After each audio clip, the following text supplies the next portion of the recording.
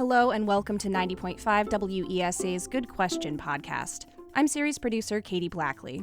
We've had a blast making Good Question stories for the past few years, reporting on everything from public art made of industrial waste to the city's former red light district. All of our features are based on questions submitted by you, our curious listeners. I'm so glad you've joined us. After the break, we'll take a ride on one of Pittsburgh's most distinct transportation features, the incline. We have the two famous inclines, but were there any others in the city of Pittsburgh? Stay with us.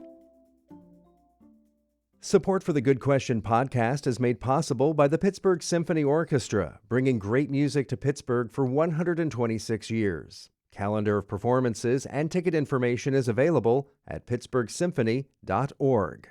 Giddy crowds gather in the lobby of the Duquesne Inclines upper station on Mount Washington. The packed room watches the slow ascent of the vibrant red rail car until the bell indicates it's time to climb aboard. This incline and the Monongahela incline to the east are the last two of their kind in Pittsburgh. Good Question listener Jason Ferranti from East Liberty says he was looking into the funicular's history. And something came up about an old incline that was torn down, so it just got me wondering about, we have the two famous inclines, but were there any others in the city of Pittsburgh? In their heyday, more than a dozen inclines were scattered throughout the region. Historian Donald Doherty wrote an entire book about the city's funiculars. He says miners had long used inclines to move coal, but it wasn't until the construction of the Monongahela incline that anyone considered using them to move people. As Pittsburgh grew in the late 1800s, a mass transportation technology like the inclines took on a new purpose. All the land right down around the rivers is packed with industry and commerce, so naturally live on top of the hills. This was before cars and paved roads, and the only way to get up Mount Washington was a half-mile winding set of steps called the Indian Trail. So, engineers took on the challenge, and in 1870, hundreds of people rode the Monongahela Incline on opening day. Going up an incline was just an amazing experience. You're just rising up above the city, looking out at this huge view and moving fast. It only took 2 minutes to get up to the top. 45 people at a time could ride the 375 feet between West Carson Street and the top of Mount Washington. The Mon Incline was built with strong cables, similar to those used in the city's bridges, and the newly Pittsburgh-invented Ferris wheel. Doherty says it was a neat time to be an engineer. I think it was just bubbling over like in the information industry today, where we're always, ooh, look at this new exciting innovation. Well, they're exactly the same way, but much more in mechanical engineering. The inclines were typically wooden and run by steam engines with boilers at the top. Its 4 parallel tracks were made of iron first and steel later. Engines powered the cables that hoist the cars using a pulley system with huge wheels. Then the cars counterbalance each other. That's why they'll always pass each other right in the middle of the ride. A year after the Mon began operating, the Mount Oliver Incline opened, taking passengers from the south side to Allentown. Then there were the Duquesne and Fort Pitt inclines and several on the north side. Doherty says his favorite was the Nunnery Hill Incline in fine view. Amazing thing, almost looks like a roller coaster or something. It actually had a big sweeping curve, and then it also kind of curved up, so it kind of had a double curve. The largest was the Penn Incline that went from Liberty and 17th in the Strip District to the Hill District. It was originally a freight incline, so its cars were built to carry 300 tons. There were also inclines in McKees Rocks, St. Clair, and Castle Shannon. But by the end of World War II, it was clear that the inclines were on their way out, and cars were the new, cool way to get around. Plus, commerce was changing, and the coal industry no longer had a need for them. Doherty says people tried to stop the closure of the city's incline by filing court injunctions and signing petitions. But ultimately, if it came down to money, the issue was everybody was driving. If you look closely, you can still see evidence of where some of the funiculars once stood, but the Monongahela and Duquesne inclines are the only ones to survive, and they remain some of the city's most iconic sites. Coming up after the break. Why are the streets and actually the streams in Pittsburgh referred to as runs? Let's take a jog through the past and see just why this is so. Stay with us. Get Pittsburgh news and Pittsburgh stories delivered right to your inbox every weekday morning at 7 with Inbox Edition, a newsletter from WESA. It's a quick read that brings you up to speed on the most important topics of the day. It's easy to subscribe at wesa.fm/inbox. There are about 80 roads in Allegheny County that include run in their names. No one runs down these streets, so how did the name become so ubiquitous? Listener Erin Malloy is a Pittsburgh boomerang. She grew up here, but has lived in other parts of the country. And when she returned to Western Pennsylvania, she wondered, why are the streets and actually the streams in Pittsburgh referred to as runs? Steubenville, Ohio resident Tom Sofio had the same question. Rush Run Road, Campbell's Run Road. Sawmill Run, Nelson Run, Glass Run, these roads are all over the county.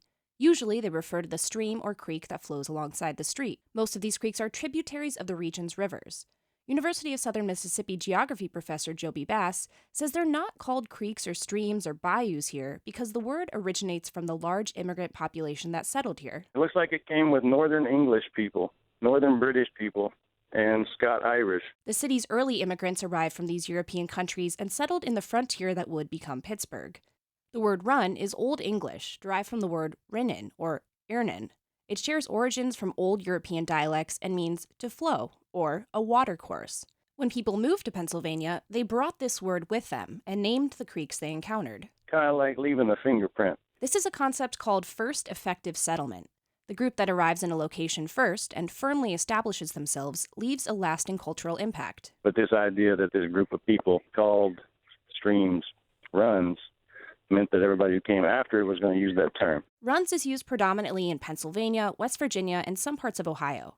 The term kill is used in parts of New York, and Rio is found in the Southwest. Building streets near runs made sense. The land around them was usually flat, and the routes they took were already familiar to early settlers because they used the water for transportation.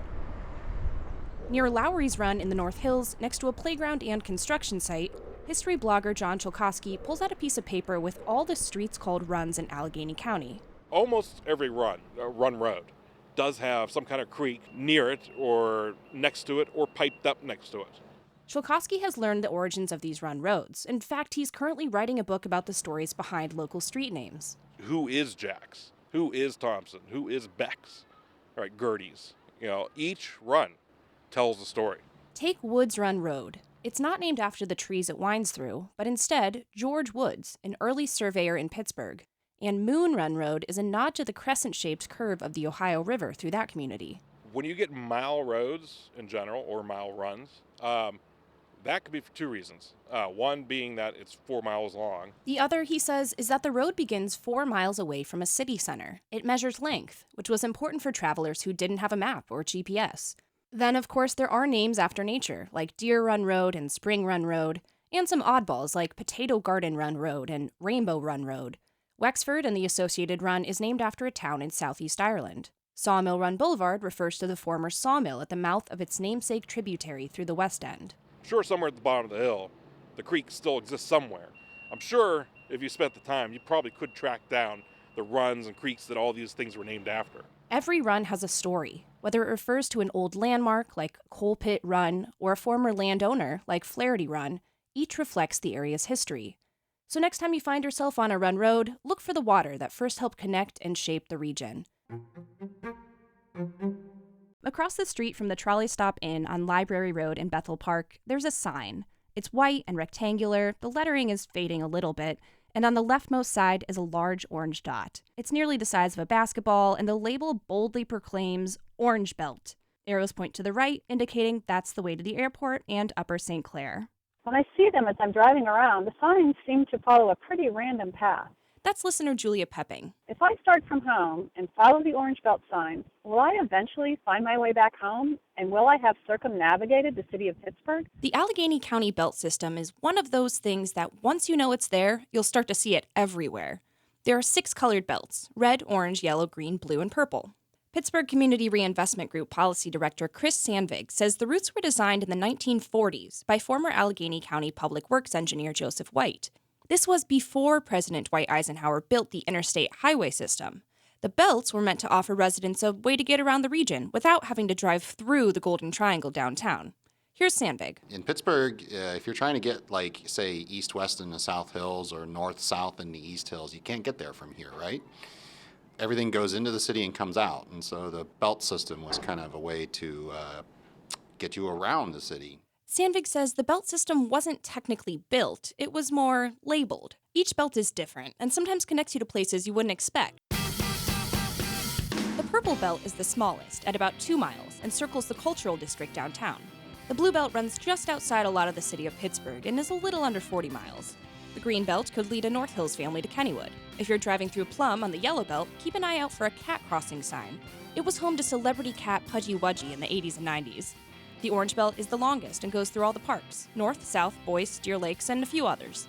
Finally, there's the red belt. It's a scenic belt, and you can see some neat signs and sculptures. The roads on the Beltway are almost always what County Public Works engineers call arterial and collector streets. They're not highways, but they're able to hold more traffic than your average small-town road. To call the routes a belt, though, is a little bit of a misnomer. As our listener Julia points out, belts imply a complete circle. Because it's a belt system, because it's called the belt, I assumed that that was the case, but I wasn't sure. The yellow, blue, and purple are jagged but closed rings, while the other three, the red, orange, and green, they have more of a U shape. The red and orange belts were supposed to be circles, but some of their route fell outside of Allegheny County, and that complicated the planning. Michael and Fox Scotto write a travel and lifestyle blog called 101 Achievements. They've driven all the belts. Here's Michael. I mean, it's been, pretty interesting to travel the beltways just because, you connect different parts of town that maybe you wouldn't in your imagination. Connecting on the green belt, Fox Chapel, kind of you're crossing right by there with, Duquesne. He says there's something to see on every belt. It's kind of fun to rediscover Pittsburgh that way, getting from place to place in sort of unexpected ways. Navigating via belt around Allegheny County will probably take you a little longer than if you were taking a highway, but for many, that's the entire idea. Do you have a favorite belt system color? I'm partial to the blue, but that's probably because it's near my house. The green belt shape is pretty goofy, as we mentioned. It's just a squiggly line from McKeesport to Emsworth. Let us know on Twitter or Facebook or Instagram at 905WESA. Thanks for listening to our Good Question podcast. You can find more about the series and explore all the fantastic reporting from my colleagues in the newsroom on our website, wesa.fm. For our Good Question series, I'm Katie Blackley. Stay curious.